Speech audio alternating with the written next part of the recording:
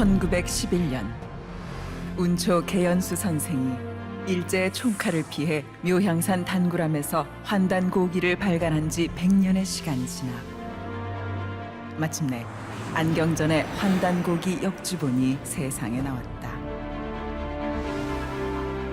안경전 역주자는 한민족과 인류의 위대한 미래가 시원을 바로잡아 근본으로 돌아간다는 원시 반본의 도를 통해서만 이루어질 수 있다는 신념으로 오로지 한민족과 인류의 시원 역사와 원형 문화를 밝히는 일에 평생을 바쳐왔다.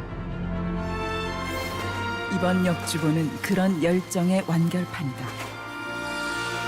역사 경전이요 인류 원형 문화 성전인 환단고기의 실증적 연구만이 우리 골수까지 파고든 일제 식민사학의 해독을 치유하고 중국의 수천 년 역사 왜곡을 바로잡아 한국사의 국통을 바로 세울 수 있다는 일념으로 정진한 결과이다.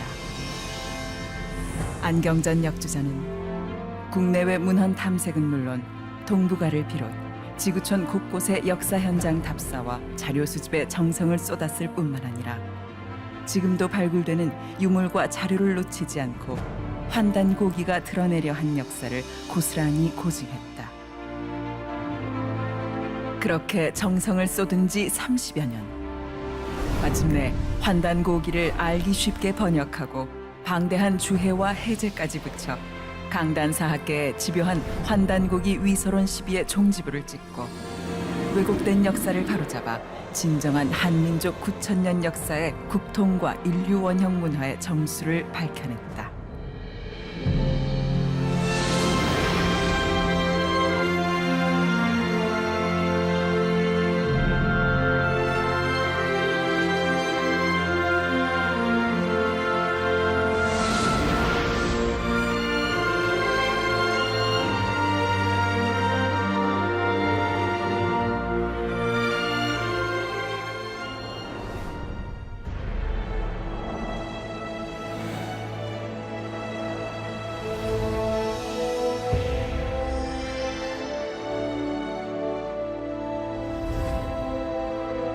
Осененные благословением великого духа неба Тенгри горы Тяньшань. Важнейший перевалочный пункт, в котором на протяжении тысячелетий пересекались пути народов Востока и Запада Евразии, приносивших сюда свои печали и радости, а также разнообразные культурные традиции. Именно Казахстан стал перекрестком человеческих судеб и цивилизаций Востока и Запада, материнским лоном изначальной истории человечества и ее исконной культуры. Народы Кореи и Казахстана связывают поистине древние братские узы. И именно на этой священной земле, 80 лет тому назад, принявших первых корейских переселенцев, мы сегодня заново открываем следы, оставленные нашими далекими предками. Многие наши соотечественники в период японского колониального господства были вынуждены отправиться в Манчжурию и Приморье, как для участия в движении за независимость, так и просто ради спасения собственных жизней. Мы никогда не забудем о страданиях и испытаниях, выпавших на их долю, а также о жизнях и жертвах, отданных ими в борьбе за возвращение своего утраченного Отечества. Однако трагические события современной истории привели к тому, что 170 тысяч корейских переселенцев Приморья так и не вернулись на родину, а были принудительно посажены в грузовые вагоны и отправлены на поселение за 6 тысяч километров от своей страны. Именно казахстанская земля впитала в себя мучительную тоску по родине и простые печали и радости корейской диаспоры, сумевшей выжить на чужбине, несмотря на холод и голод. В земле города Кызыл-Орда на юге Казахстана покоится тело одного корейского переселенца. Это никто иной, как легенда вооруженного движения сопротивления японским захватчикам, военачальник Хон Бомдо, народный герой, отдавший, как и военачальник О Дон Джин, свои личные средства на благое дело издания исторического труда Хвандан Коги, раскрывающего истинную картину изначальной истории корейского народа и всего человечества. Именно с такими людьми, превозмогшими все тяготы 80 лет слез и стенаний, мы сегодня переживаем радость новой встречи на этой, пропитанной скорбью, земле Казахстана. Результаты многочисленных исследований свидетельствуют. История и культура Казахстана и Кореи имеют общие корни. Объединенные служением Господу Небес, культ Тенгри в Казахстане и культ Триединого Духа Самсина в Корее. Наименование столицы Казахстана – Астаны, и столицы Чосона Тангунов – Асадаль. Традиционная система государственного управления 3 жузов Казахстана и система 3 хан Чосона Тангунов. Казахское мировое дерево Байтерек и корейское священное дерево Синдансу. Как же связаны между собой все эти феномены? Что именно представляет из себя истинная, изначальная история и исконная культура не только Евразии, но и всего мирового сообщества? Поразительно то, что ответы на все эти вопросы и знания, открывающие нам глаза на истину, заключены в одной единственной книге, которая, преодолев века, дошла до нас сегодня. Уникальная историческая хроника, со всей очевидностью раскрывающая нам подлинную суть изначальной истории человечества и тайны исконной культуры Востока и Запада. Хвандан Коги или древние записи о Хване и Тане. Хвандан Коги – это канонический труд по истории и культуре, составлявшийся на протяжении целой 1000 лет усилиями величайших ученых своего времени, начиная с высокочтимого преподобного монаха Анхамно, жившего в VII веке в государстве Силла, чей труд был продолжен Вондон Джуном или Амом и Помджаном в эпоху заката династии Корё, и заканчивая Ли Мэком, мыслителем из государства Чосон. В южной части Евразии, лежащей ныне в пределах обширного ареала хуншанской культуры, на территории Китая к северу от Великой Китайской стены, один за другим обнаруживаются деревянные сооружения и предметы, намного опережающие по своим датировкам от 9 до 4000 лет тому назад период возникновения 4 основных мировых цивилизаций. Они и есть сама цивилизация Хуншань. Поразительно то, что Хвандан Коги является единственным историческим источником, проливающим свет на истинный облик как хуншанской, так и 4 основных мировых цивилизаций, а также на события изначальной истории и исконной культуры всего человечества. По сообщениям Хвандан Коги, колыбелью и центром формирования мировой цивилизации явились высокогорные плато Тяньшаня и Памира, расположенные неподалеку от места нашей сегодняшней встречи, в самом центре Евразии. Именно здесь, 9000 лет назад, и было основано первое в истории человечества государство Хвангук. На закате эпохи Хвангука Хванун во главе отряда из 3000 человек отправился на восток, где в предгорьях горы Пэктусан заложил основы нового государства Педаль, ставшего историческим преемником Хвангука. В свою очередь на смену Педаля пришли государства Чосон Тангунов, Северное Пуйо и Когурё, история которых в наши дни увенчалась провозглашением Республики Корея. Обширные степи Центральной Евразии стали исторической ареной для многочисленных кочевых племен – скифов, хунну, тюрков и монголов, основавших здесь огромные империи и правивших ими.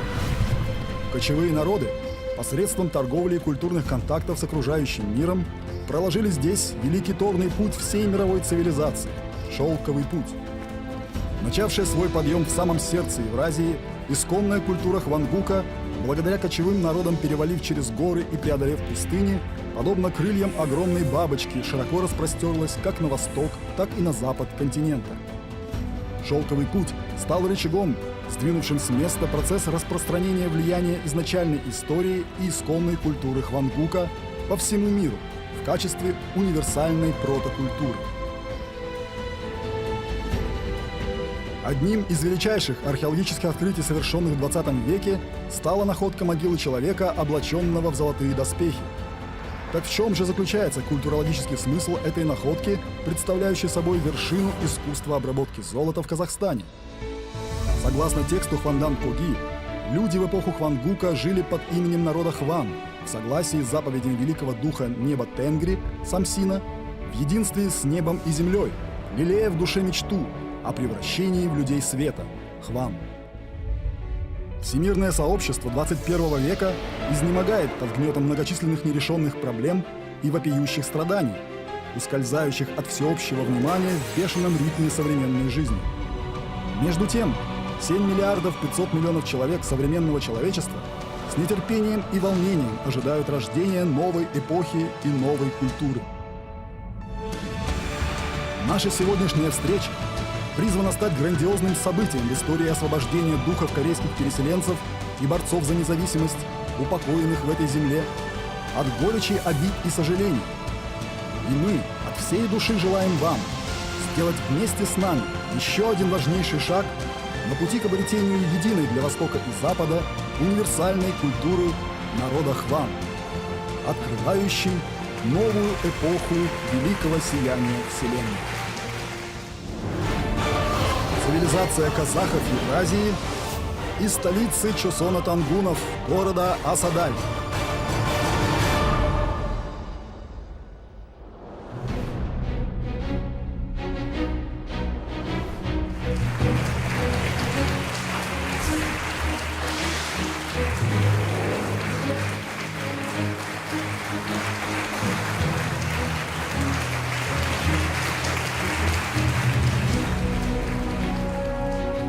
반갑습니다.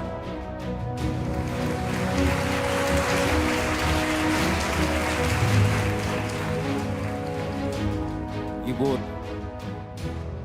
카자흐스탄에 살고 계시는 또 주변 이 중앙 유라시아에 몸담고 계시는 고려인 우리 한국인 동포 여러분과 카자흐스탄 형제 자매 여러분, 오늘 참으로 감사하고 고맙습니다.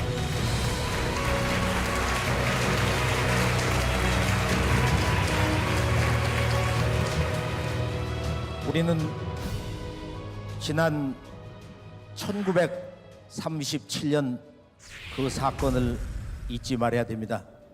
고려인은 그날 약 20만 명의 우리 동포들이 저 시베리아 동북쪽 하발로브스크 그 열차를 타고 6,000킬로 그 머나먼 장정의 길에 올라서 오는 도중에 차가운 가을 시베리아의 찬 기운에 굶주리면서 1만 명 내지 2만 명이 아사를 하고 병이 들어서 열차간 밖으로 우리들이 형제, 부모 시신을 내던졌습니다. 그리고 오늘 이 자리에 몸담고 있게 된 후로부터 이제 2세대, 3세대의 고려인이 탄생을 했습니다. 우리 모두가 진정한 고려인이 되는 것은 우리의 역사와 전통문화, 영성문화, 기도문화, 이것을 우리의 몸과 마음속에 우리의 언어로 생활 속에서 지켜나갈 때 나는 자랑스러운 고려인이다. 우리가 진정 고려인이 될 때 이 땅에 몸담으면서 제2의 조국 카자흐스탄을 진정으로 사랑할 수 있습니다. 그렇지 않습니까?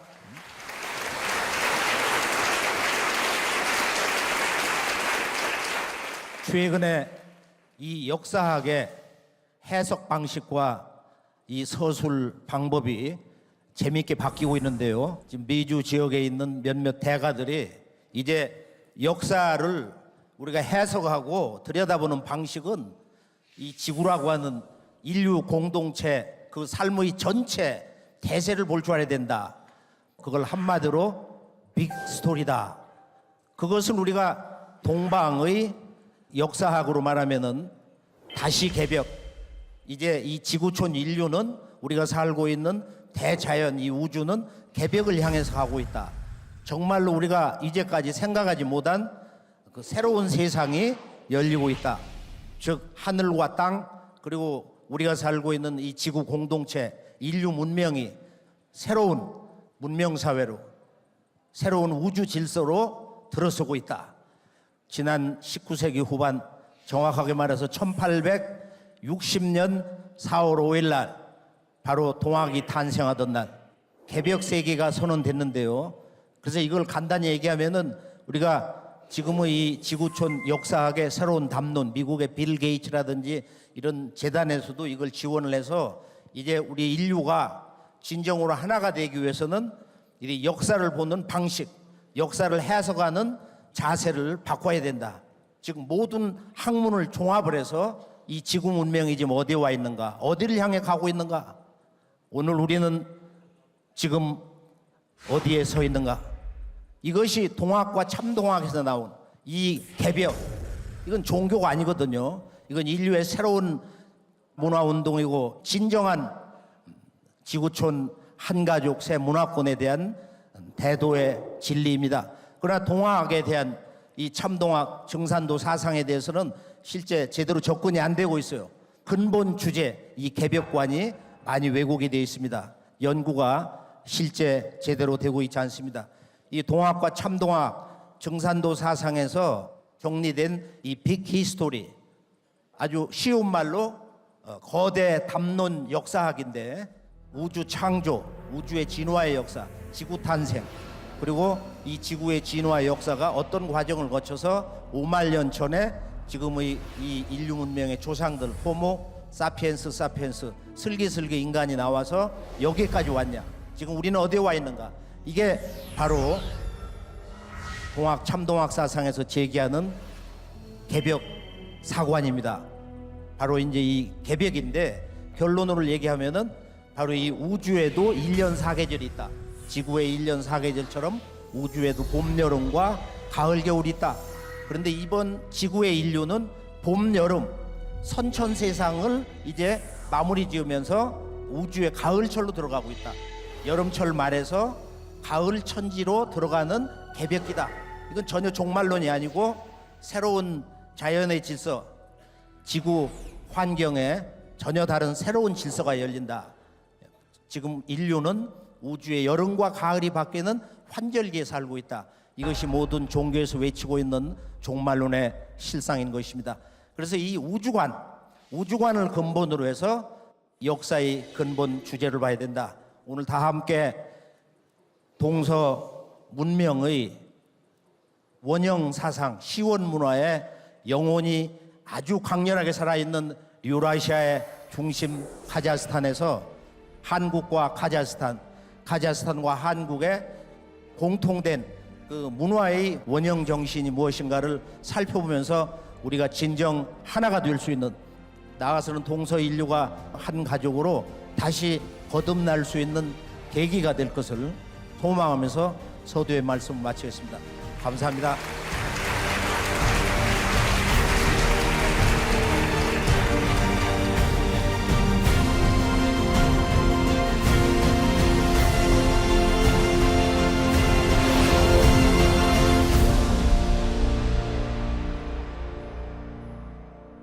결론은 역사 전쟁입니다. 문화의 뿌리를 찾아야 생존할 수 있는 역사 전쟁입니다. 인류 문명사의 질서, 나아가서는 우주 질서의 틀이 바뀌는 역사 전쟁입니다. 우리가 이 세상에 한 인간으로 몸을 받아 살면서 모든 변화의 근본은 무엇인가? 그것은 바로 대자연 그 중심에 살고 있는 우리 한 사람 한 사람 자신의 근본을 바로 세우는 일이다. 그것을 쉬운 말로 참나를, 즉 진화를 바로 세우는 삶, 그것이 우리 인간이 이 세상에 온 진정한 삶의 유일한 목적인 것입니다. 그럼 어떻게 우리가 이 바쁜 지금 21세기 첨단 문명의 경계에서 하루하루 숱한 그 경쟁, 또 자기 한계, 어려움이 있는데 참된 나를 바로 세울 수 있는가? 그 참된 나, 진화란 무엇을 말하는 것이냐? 그동안 이 동서 문화 현장에 다녀보면서 또 오늘 이곳에 올 때도 우리들 각자가 인간이란 무엇인가? 나는 왜 태어났으며 나의 진정한 삶의 참된 목적은 뭐냐?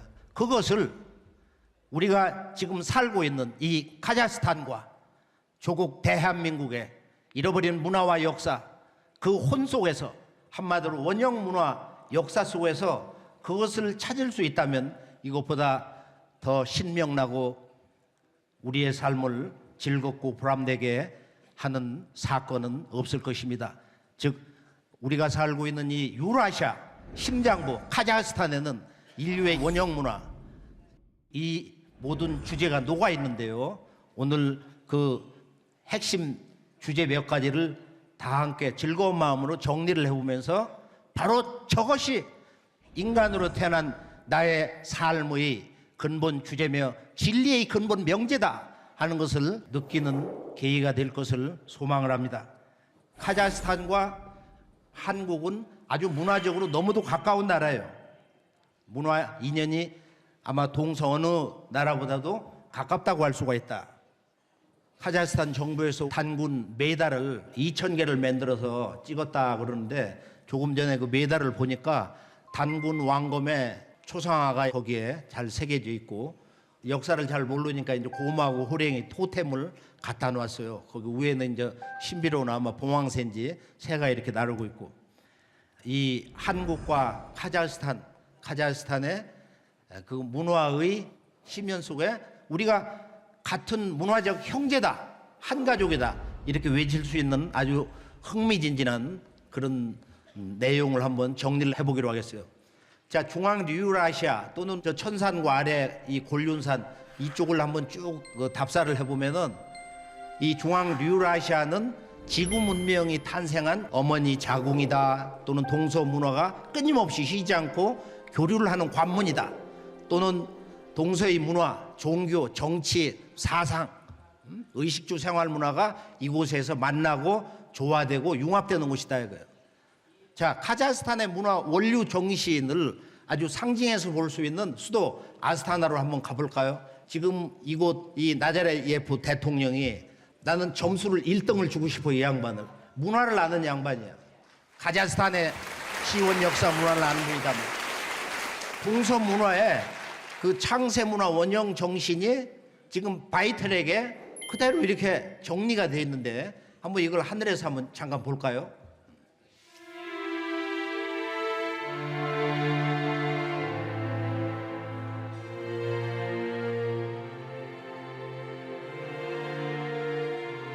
저건 우주의 태양, 생명의 알을 상징한다고 합니다.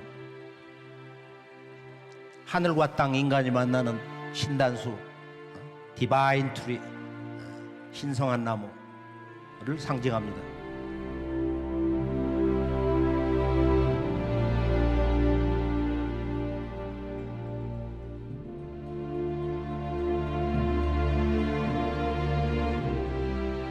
모든 동서 고금의 인류의 소망, 우리들의 삶의 존재 목적, 모든 종교의 기도와 수행자들, 보통을 위해서 수십 년 동안 동굴에서 오지에서 수행을 하는데 그 목적이 뭐냐?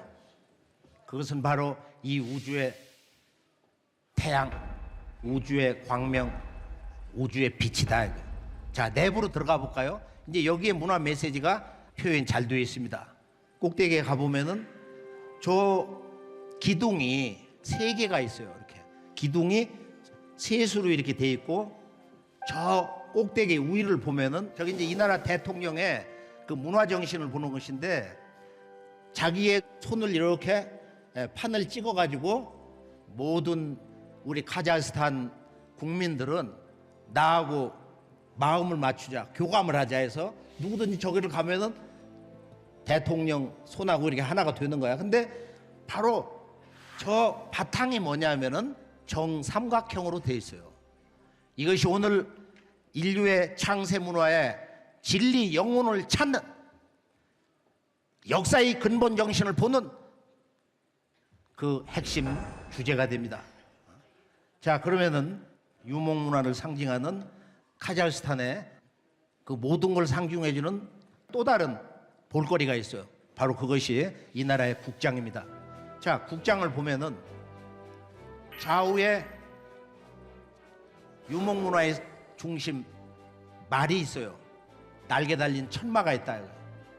그리고 중심에 유목민들의 집, 이것은 어디에도 있는데 보면 삼수로 돼서 바이텔에게 그 새 신단수 기둥처럼 삼수로 해서 요것은 이제 우물정자다, 우리가 이제 이렇게도 해석을 하고 그러는데, 그리고 저 꼭대기에는 북극성을 상징하는 별 하나가 있습니다.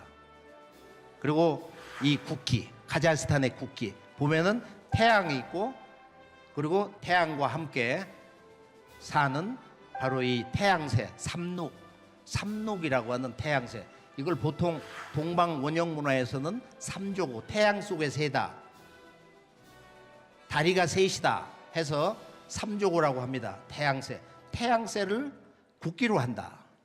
그래서 카자흐스탄에서는 우주광명, 우리들의 몸과 마음의 그 본성인, 이 우주의 본성인 광명을 문화 상징으로 갖다 놓고 있다. 이 피터 프랭코판이라는 이가 실크로드라고 하는 그 저서에서 16가지로 얘기를 하고 있는데, 이것은 지구 동서양의 제국이 탄생하는 길이다. 전쟁의 길이요, 천국의 길이요, 지옥의 길이요, 패망의 길이요, 위기로 가는 길, 초강대국으로 가는 길, 황금의 길. 그리고 자기 저서를 전부 이 실크로드 주제를 그렇게 잡고 있어요. 지구촌의 그 세 갈래 길, 북쪽에 초원길, 비단길, 실크로드 바닷길이 있는데, 여기 보면은 이 동서 문화의 교류, 그 중심지 중앙 유라시아는 이곳을 지나는 그 새로운 역사의 문을 여는 강력한 유목민 제국의 지도자들에 의해서 역사가 뒤집어지는 거예요.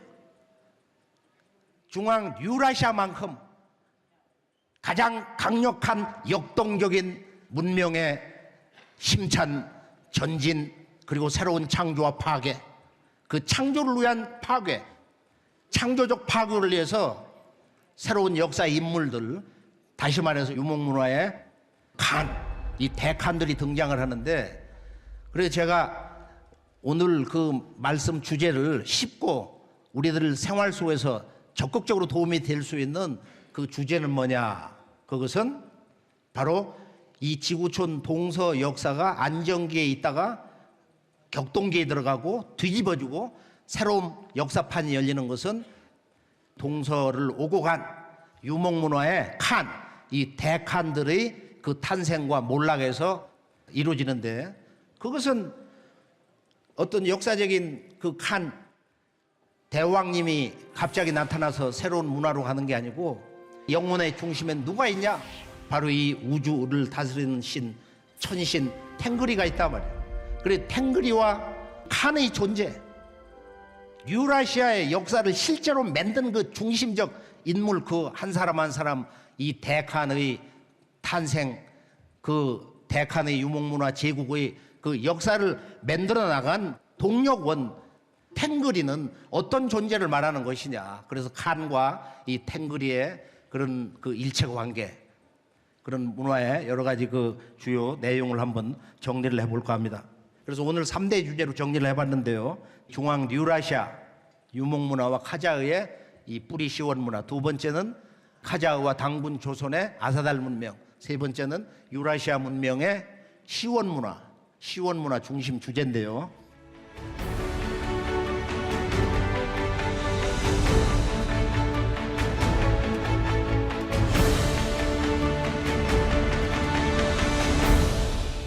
우리가 역사는 또 우리들의 개인이 한 사람 삶도 그 주어진 생존 환경의 소산이다. 그래서 이 유목문화는 우리가 대세를 이렇게 보면은 호주 시드니 대학에 있는 김현진 교수가 지구를 이렇게 동양과 서양으로 나누는 것은 삐뚤어진 이념적 환상이다. 지식인들이 또 우리가 잘못된 그 학교 문화 교육 제도에 의해서 동과서로 이렇게 나누어서 이분법적 사고를 한다 이거예요. 지금부터 약 6,000년 전에서 4,000년 전까지 이 대형 쿠르간, 이 고분 문화를 가지고 있는 사람들이 대거 유럽으로 들어갔다. 4,000년 전에는 전투 마차를 가진 사람들이 대거 유럽으로 이주해 들어가서 히타이트라든지 힉소스 이런 족속들이 그 문화 영향을 받아가지고서 아주 강력한 유목 문화를 만들었다. 불란서 왕궁박물관을 가보면은 7,000년 전에 이미 자기 조상을 모시는 신단을 가지고 불란서로 들어왔다는 거야. 내가 그것을 보고 깜짝 놀랐어요. 그러니까 이미 우리가 이 중동이라든지 지금 여기 인도 북부에 있는 이 유라시아 전체 7개의 스탄, 이 나라들의 역사 대부분 보면은 그 유목 문화의 공통적인 그런 역사 경험을 가지고 있다. 뭐 아프가니스탄하고 이제 파키스탄은 조금 다른 면도 있지만은, 그런데 이 동방의 한반도, 동방의 가장 끝자리에 있는 한국과 중앙 유라시아가 이미 오래전부터 고구려, 백제, 신라, 사실은 이전에 있었던 당군 조선 그 이전부터도 이 동북아와 이 유라시아가 끊임없이 교류를 했다 이거. 비근한 이제 예를 들면 우리나라 고구려에 유명한 온달 장군이 있어요. 온달 장군. 이 온달 장군을 바보 장군이라고 하는데 그게 아니고, 토백이 고구려 사람이 아니고 그 아버지가 소그디아에서 온 왕족이다. 그 연구가 있어요. 그리고 이제 신라의 지금 뭐 괴령이라든지 또는 뭐 흥덕왕 그 왕릉 앞에 보면은 여기 소그디아 사람들의 얼굴 똑같이 생긴 그런 모습의 동상이 서 있거든. 그다음에 유명한 페르시아의 그 대서사시 푸시나메를 보면은 그 800페이지 시 가운데 500페이지 이상이 신라 공주와 페르시아 왕자님의 결혼 이야기다 이거예요. 이게 얼마나 이 교류가 깊었던 거예요. 해상 왕국이 백제 얘기는 지금 뭐 묻혀가지고 있는 것이지만은 동서 문화 교류라는 것은 이미 12,000년 전에 빙하기가 물러간 이후로부터도 지금 이 순간까지 하루도 쉬지 않고 동서 문화가 이렇게 교류를 지속해 왔다. 자, 그러면은 이제 이 카자흐스탄의 그 정체성에 대해서 한번 정리를 해보면은, 카자흐스탄의 시원 역사, 제가 이제 처음 들었을 때 매우 큰 흥미를 이렇게 느꼈는데요. 카자흐스탄은 처음에 쌍둥이 세 아들에 의해서 탄생을 했다. 그래서 이제 보통 주수 연방제를 얘기를 하는데, 이게 실제로는 동방의 삼신문화, 이 탱거리는 즉 천신 하나님 탱거리는 모든 것을 삼수로 이 세계를 다스린다. 그래서 유목문화는 그 문화의 심장부에 뭐가 있냐면은 이 삼수 문화가 있어요. 동방에서는 우리 한국의 고대 그 문서진 환난국이라든지 다른 문서에 보면은 삼록이라고 하는 새처럼, 삼록이 아마 삼조고의 삼과 언어학적으로 보면 근원적인 문화 요소가 있을 것이다. 그래서 신은 단순한 탱거리가 아니고 삼탱거리다 이거예요. 삼탱거리, 삼신이다. 그래서 이 삼신을 유교나 또는 도교에서 노자장자 이런 곳에서는 상제님이다. 환단국에서 또는 한국의 그 시원 창세 역사에서는 삼신 상제님이다. 탱거리의 원래 언어가 삼신이다. 그걸 이쪽 말로 허닝하면은 삼탱거리, 삼신상제님이다. 삼신상제님. 우리가 이 카자흐스탄 정부에서 이제 발표한 국가 족보나무를 보면은 아래 그 뿌리에 스키타해, 그 다음에 삭족, 그리고 훈족이 있고 그 위에 이제 거기서 쭉 지속이 된 여러 족속들이 있는데, 대략 뭐 약 한 20개 족속도 있고, 쌍둥이 세 아들에 의해서 탄생을 했다. 오늘날에는 지금 130개 민족들이 살고 있는데, 크게 보면은 이 스키타의 역할이 너무 크단 말이에요. 2800년 전에서 약 한 500년 정도 여기서 이제 직접 이 조상으로 살았는데, 스키타이는 뭐 그리스에서는 뭐 스키타다, 또 러시아 말로는 뭐 여기서 스키프라고 하고, 또 스쿠다 이란, 이거 활 쏘는 사람이거든. 우리가 영어에 보면은 그 쏜다는 언어가 여기서 나온 거거든. 그리고 우리로 말하면 동이족이라고 할 때 이렇게 활을 쏜다. 큰왈리자 동이하고 어머니 같다 이거예요. 지금 황금 인간의 문화에서 알지만 그 스키타이가 이 나라에 와서 주인 노릇을 할 때 왕처럼 4,000개 여기다 금방무늬를 해가지고 이제 입고 있는 모습. 아마 20세기에 인류 역사 고고학을 아주 가장 충격을 주고 영광의 도가니로 몰아넣은 누구도 사실 아스타나 박물관이라든지 이쪽에 있는 알마티 박물관을 직접 가서 보면은 또 현장 발굴된 예석에도 거기 박물관이 있거든요. 거기 가보면은 뭐 감탄을 하지 않을 수가 없어. 그 모습을 보면은 야 3,000년 전에 금 가공술이 저 정도로 완벽했다. 이건 인류 문화의 그런 황금 문화에 대해서 우리가 옛 문화를 바라볼 때 얼마나 감동스러운가. 옛 문화를 결코 깔볼 수가 없는, 배워야 할 것이 너무도 많은. 그래서 우리가 이 스키타이와 싹은 현상적으로는 이 사람들이 동과 서에서 살고 다르지만은 뿌리는 같다. 스키타이를 동쪽에서는 싹 쏘는 색으로 불렀는데 환단구를 보면은 아주 흥미있는 얘기가 있어요. 이 흉노의 그 조상이 삭정이다 이런 말이 나오거든요. 그래서 이 스키타이 문화를 우리가 보면은 이 사람들이 이란 계열이고 서양 쪽 사람의 모습을 하고 있는데 문화 정신은 전부 이 동방 쪽 알타이 동방 동북아의 이런 문화 요소를 다 가지고 있다 이거야. 그래서 이 말 타고 뒤를 보면서 쏘는 이런 배사법, 뭐 이런 활을 쏘는 방식은 유목 문화에 이제 널리 보편화되어 있는 건데 이것은 말을 탈 때 발거리가 없으면은 그걸 자유자재로 할 수가 없거든. 그래서 새로 만든 이 발거리, 저 등자를 이 고구려 등자, 지금 이 선비하고 고구려가 AD 3, 4세기에 이렇게 만들어가지고 저기다 발을 걸고서 아주 강력한 고구려 기마무사 군단들이 그렇게 탄생을 하게 된 거다. 고구려 선비에서 이걸 제일 먼저 만들어냈다. 이거 우리나라 이제 강윤욱 박사가 이제 그 발표한 적도 있는데, 그런데 카자흐스탄의 그 전체 역사 이렇게 배경을 보면은 근본 틀은 이렇게 스키타이, 싹이라든지 흉노, 돌골, 몽골 이렇게 이제 대세로 구성이 되는데 동쪽의 만주벌판에서 서쪽의 발트해까지 펼쳐진 장엄한 땅 유라시아. 그 중심에 인류 창세 역사서 환단고기가 전하는 첫나라 환국이 있었다. 환국을 구성한 12나라들 가운데 선비 등이 있었다. 그 후 수천 년의 세월이 흘러 동북방에서는 흉노, 월지, 동호와 돌궐, 몽골이 일어나고 서쪽 땅에선 게르만, 고트, 반달 등 무수한 부족들이 면멸했다. 우랄 산맥의 오른쪽으론 스키타이가, 흑해 북부에는 키메르가 일어나 역사를 이끌었고 그 아래 서남쪽 아프리카에서 중동으로는 셈족, 베두인족이 초원과 모래밭을 터전 삼아 강인한 삶을 꾸렸다.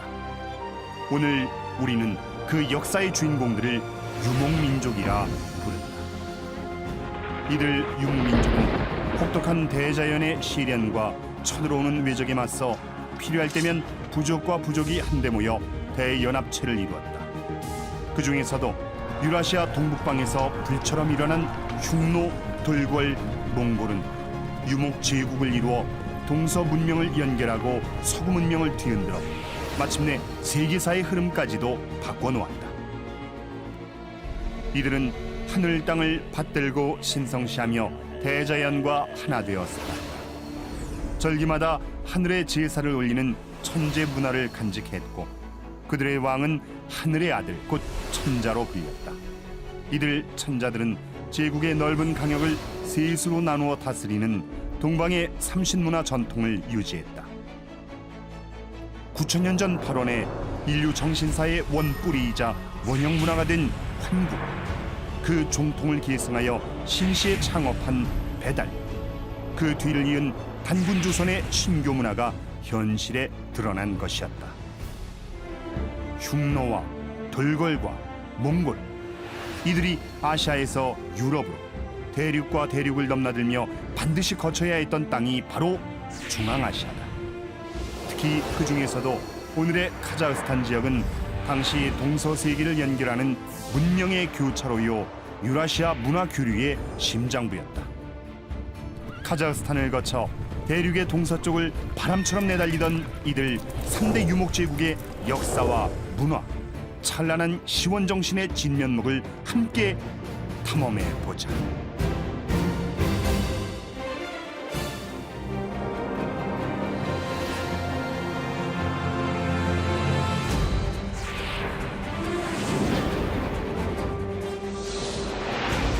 유목제국 흉노, 그 폄훼된 역사의 복원을 기대하며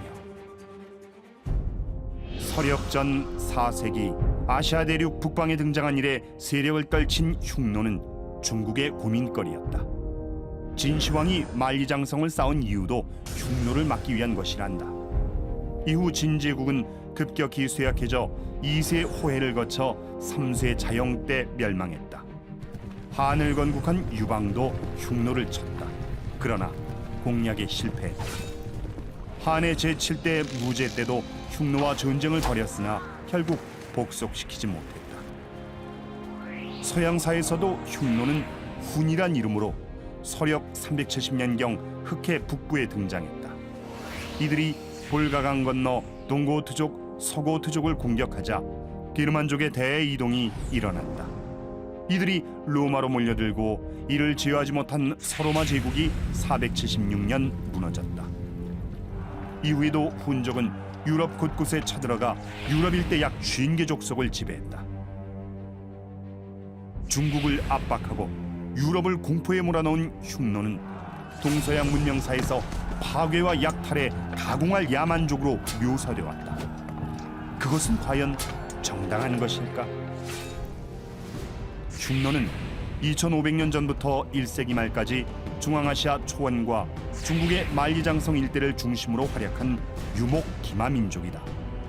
그 선조는 3000년 전 주나라 때 중국 북변을 위협한 허뮨 또는 훈육 족속으로 추정된다.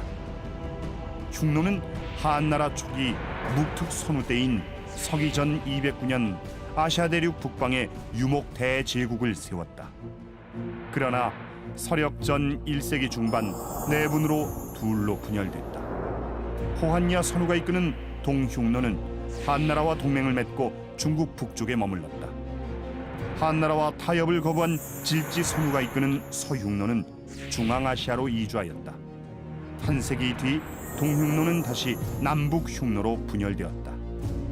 남흉노는 고비 사막에서 남쪽으로 내려와 한나라의 번병, 수비병이 되었고 북흉노는 몽골 초원을 지배하였다. 북흉노는 한나라와 남흉노 연합 세력의 공격과 자연 환경 악화로 1세기 말 몽골 초원을 포기하고 서쪽 중앙아시아로 이주하였다. 그리고 다시 몽골 초원의 새로운 패자인 선비족에 밀려 2세기 중반 더 서쪽으로 옮겨 오늘날 카자흐스탄 초원으로 들어갔다. 이들 북흉노가 나중에 훈이란 이름으로 결국 서로마 제국으로 나아가 서로마사를 문닫게 한 것이다. 흉노는 자신들의 지도자를 탱리고도 선우라 불렀다. 하늘을 뜻하는 흉노어 탱그리와 아들이란 뜻의 고도를 합쳐 하늘의 아들이라 부른 것이다. 선우들이 한나라 황제에게 보내는 문서에는 늘 자신을 하늘이 세운 흉노 대선우 혹은 천지가 낳고 1월이 세운 흉노 대선우라고 적고 있다. 선우 천감, 말 그대로 선우는 하늘의 탱그리 신이 내려보낸 아들, 곧 유라시아 초원의 대칸이요 천자였던 것이다. 흉노의 이러한 문화적 자신감은 하늘과 땅에 제사 지내고 날마다 해와 달을 경배했으며 조상을 숭배하고 천지신명들을 신앙했던 신교 문화에 그 뿌리를 두고 있었다. 선우는 부족을 이끌어 해마다 3차례 천제를 거행했다. 정월엔 부족장들이 모여 제사 지내고 한 해 살림을 짰다. 5월엔 용성에 모여 용성대제를, 말이 살찌는 10월엔 가을철 추수를 감사하는 천제를 올렸다. 흉노인들은 사람 모양의 금상을 모시고 천제를 올렸다. 이 같은 제천금인 문화는 동방의 우주광명 제천 문화의 전통을 웅변한다. 학자들은 흉노, 훈이란 이름 자체가 동방 상고시대 환국, 환인, 환웅 등의 환처럼 광명 문화를 나타내는 의미를 갖는다고도 말한다. 묵특선우는 나라를 셋으로 나누어 다스렸다. 중앙은 선우, 동쪽은 좌현왕, 서쪽은 우현왕이 통치했다. 이는 연중 세 차례 올린 천재 문화와 함께 동방 삼신문화의 전통을 드러낸다. 우리 한민족사엔 흉노의 기원을 밝혀주는 매우 소중한 기록이 있다. 환단고기 중 단군세기에는 제3세 가륵단군 6년 때 임금께서 열양지방의 욕살 삭정을 약수지방에 유배시켜 감옥에 가두었다. 후에 용서하여 그 땅에 봉하시니 흉노의 시조가 되었다라고 쓰여있다. 또 신라 문무왕비 비문엔 김일제가 신라 김씨의 조상이라 쓰여있다. 김일제는 흉노 휴도왕의 아들이다. 한무제가 흉노를 공략할 때 왕자가 그 모친과 함께 한의 포로가 되었다.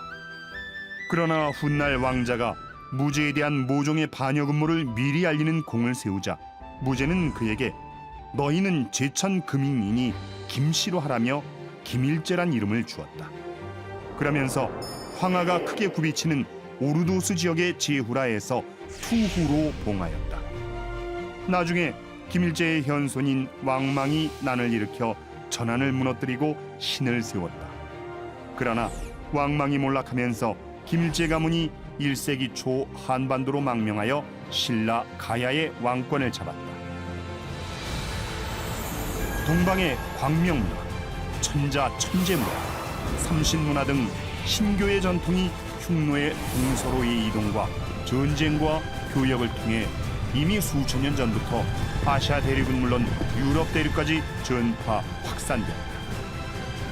그 진면목에 대한 첨차가 없이 나아가 동방 상고사에 대한 통찰 없이 누가 과연 흉노에 대해 함부로 말할 수 있겠는가?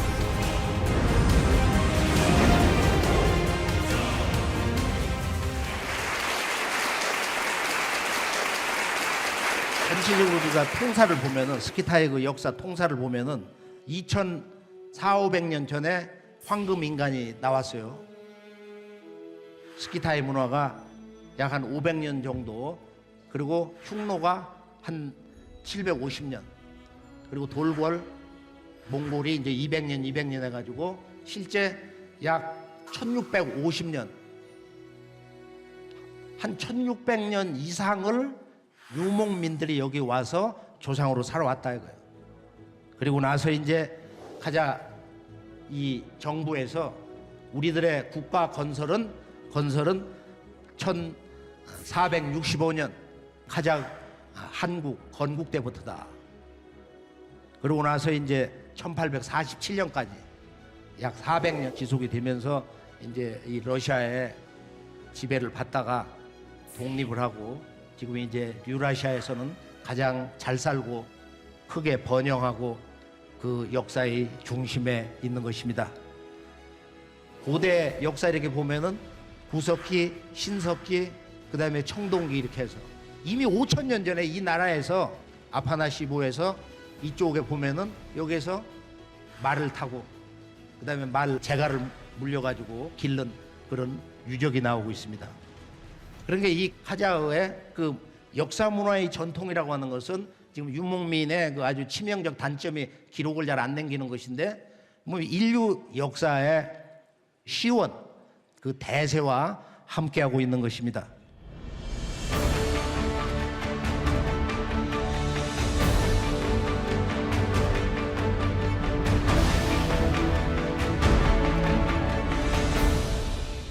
그러니까 이제 이 유목민의 그 틀을 이렇게 보면은 유라시아의 유목 문화의 발원지를 주장은 좀 다르지만은 대세로 보면은 알타이다.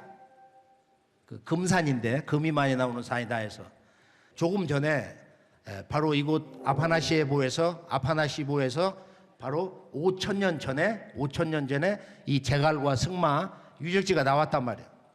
이미 스키타이 문화가 들어와가지고 여기서 제가 몽골에 가보니까 서북 경계를 벗어나면은 거기에 파지링 문화가 있는데 거기 쿠룩한 무덤을 파다가 저 러시아 페테르스부르고 거기 있는 박물관에다 그대로 옮겨다 놨어요. 그 지하 박물관에다가.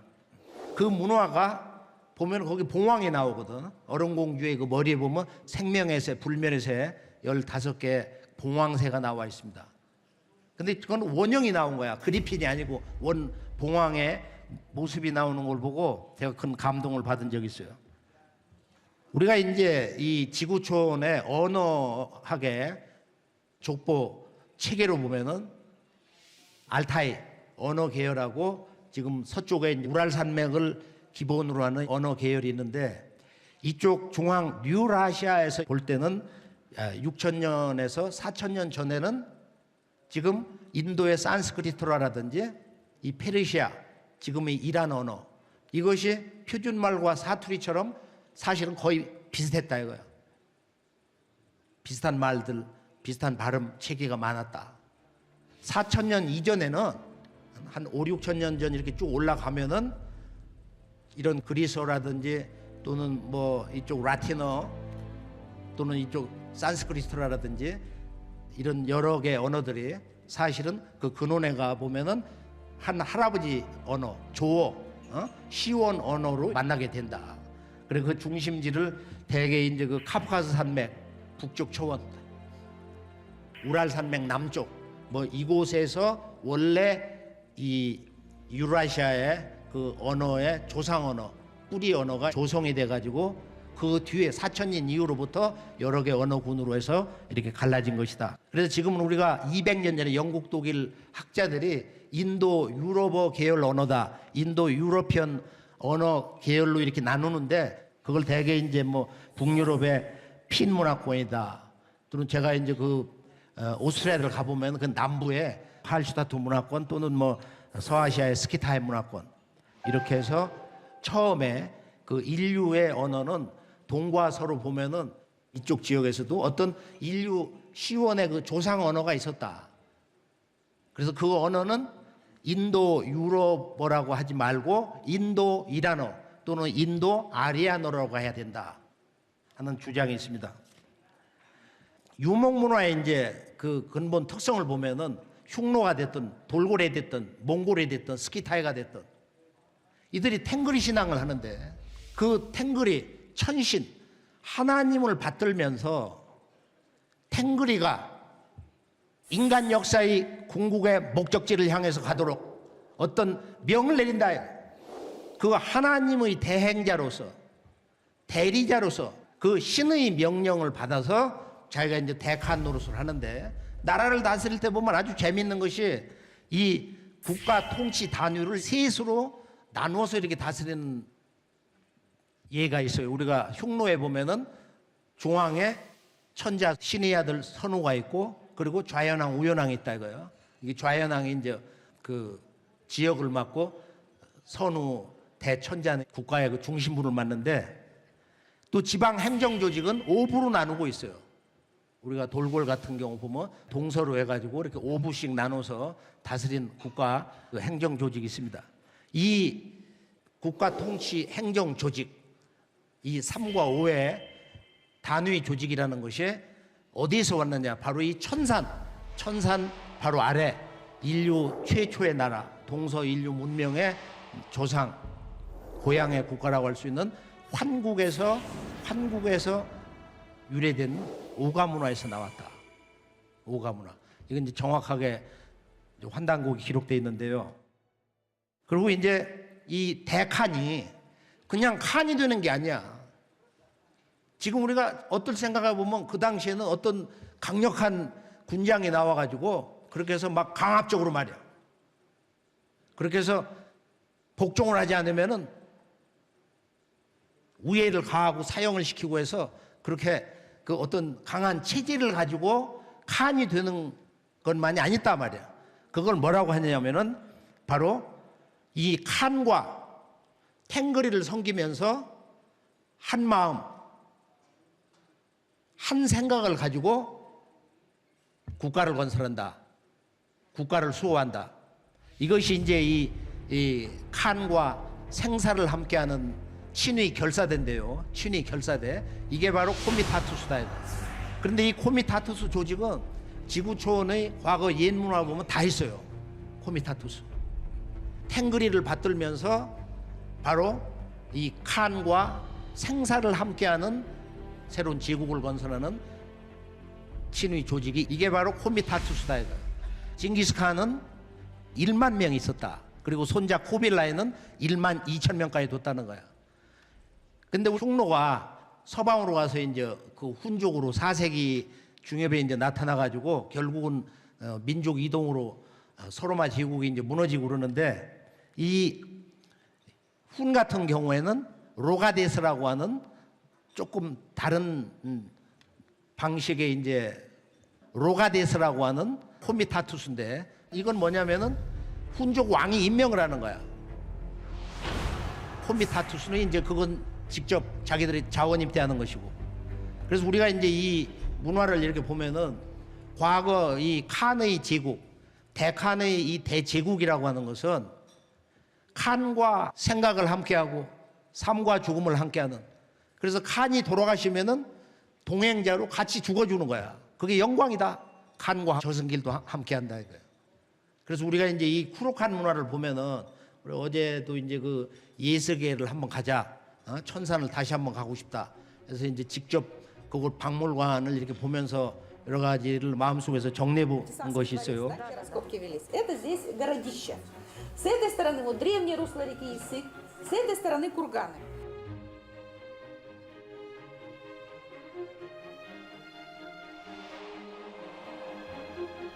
우리가 이 코미타투스하고 로가데스의 문제, 이 칸이 어떤 방식으로 강력한 대제국을 건설해서 그 나라를 이끌어갈 수 있었는가. 사실은 오늘의 우리도 보면은 삶과 죽음을 함께할 수 있는 진정한 인생의 동반자. 오늘 한번 자기 아내에게 남편에게 물어보세요. 내가 죽을 때 그대도 같이 죽을 수 있는가? 과연 몇 사람이 그렇게 자신 있게 얘기할 수 있는가? 우리가 이 삶과 죽음의 문제, 역사라는 것은 근본이 뭐냐? 생사에도 삶과 죽음의 길이다 이거예요. 어떻게 살 것이냐? 무엇을 위해 죽을 것이냐는 이 생사의 독, 진정한 인생의 불변의 영원한 가치관, 그 근본을 세우기 위해서 우리가 인생으로 오늘도 힘차게 그 무언가를 향해 살고 있는 것입니다.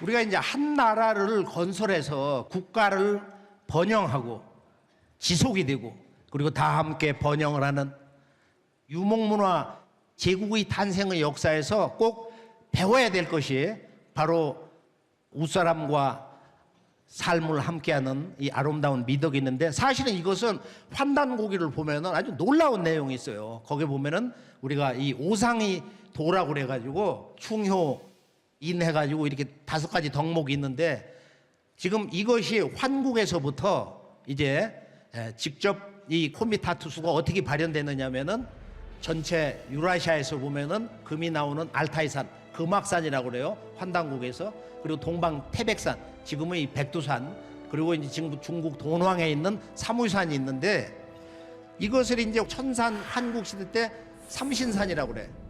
그런데 누가 동방을 개척할 것이냐? 그랬더니 바로 이 환국의 서자부에 환웅이란 인물이 있습니다. 그래서 이제 환웅이 지금의 동방 태백산, 백두산 쪽으로 떠날 때 바로 이 왕과 함께한 칸과 함께하는 결사대 코미타투스가 3,000명이 함께 떠납니다.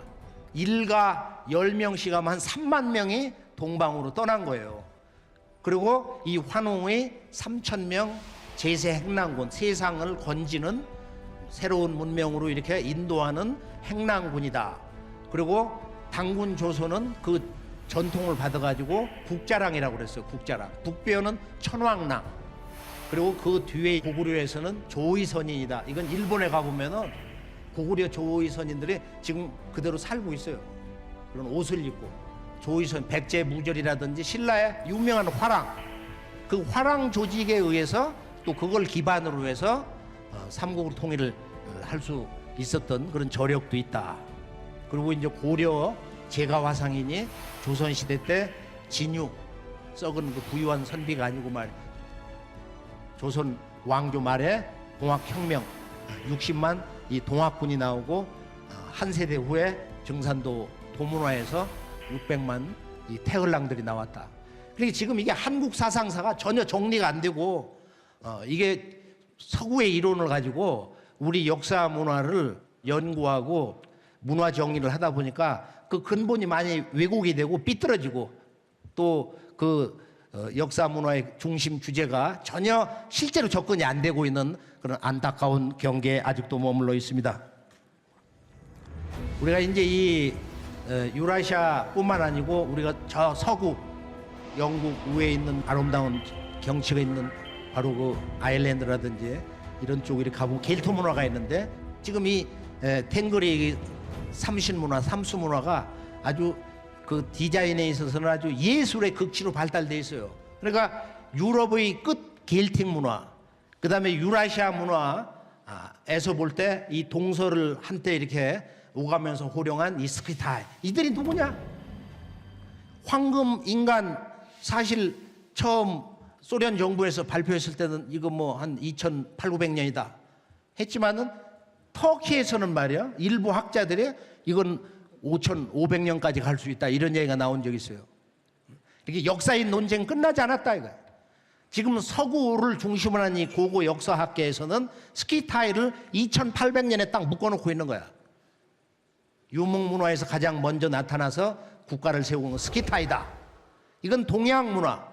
우리들의 지금 이 숨겨 있는 잠자고 있는 이런 역사 문서를 전혀 연구를 하지 않고 만나지를 못해서 그런 것입니다. 이따 살펴볼 내용 가운데서 카자흐에 보면은 재미있는 나우루즈 문화가 있어요. 우리 한국인의 설날처럼 이건 춘분절인데 3월 21일 날 춘분절 날 이 나우루즈 코제 음식을 먹는데 7가지를 넣는다는 거야. 뭐 7분 손님을 뭐 초대한다든지 이 칠수 문화, 이 7수 문화가 어디서 온 거냐? 이 나우루즈 문화가 주변 여러 나라에 그리고 이제 동서양에 널리 분포돼 있고 뭐 그네를 탄다든지 뭐 씨름을 한다. 씨름을 거의 다 하더라고. 씨름을 이 주변 나라에서 전부. 그리고 유목 문화는 중앙 유라시아가 이렇게 문명을 탄생하고 그리고 새로운 문명의 시대로 들어갈 수 있도록 이걸 잡아 흔든다 이거야.